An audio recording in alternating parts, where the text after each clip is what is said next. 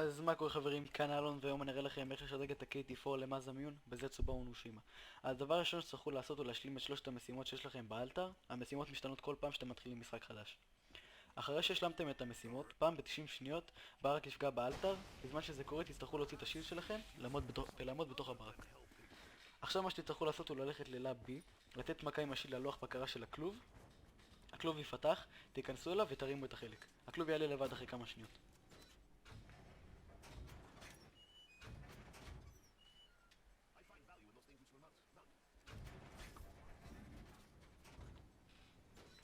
לחלק השני תצטרכו ללכת ללאב A מאחורי המים הכחולים ולראות עם ה-KT4 בקורי עכביש ולהיכנס בפנים. שם יש עכביש גדול שתצטרכו להרוג, הוא לא כזה קשה אבל זה ייקח כמה דקות.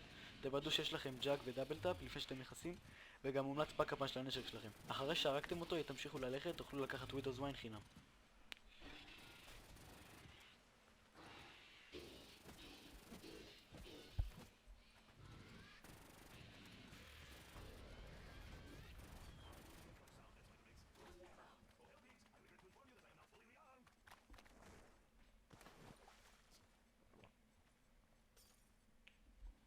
תלכו לעכביש ותרימו את השן שלו, זה החלק השני.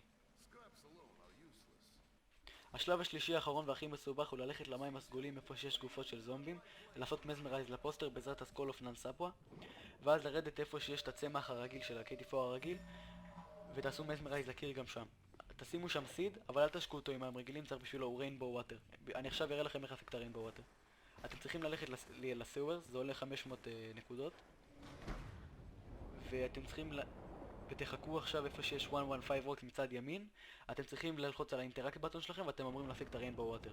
עכשיו תלכו אין לי גיימפליי של זה, ואתם צריכים ללכת לסמך שלמטה עכשיו ששמתם את הסיד ולהשקות אותו 3 ראונדים רצוף, ואז בראונד הרביעי אתם תוכלו לקבל את החלק האחרון, ואז לבוא ולהכניס את ה-KT4 ולקבל את המאזה מיון.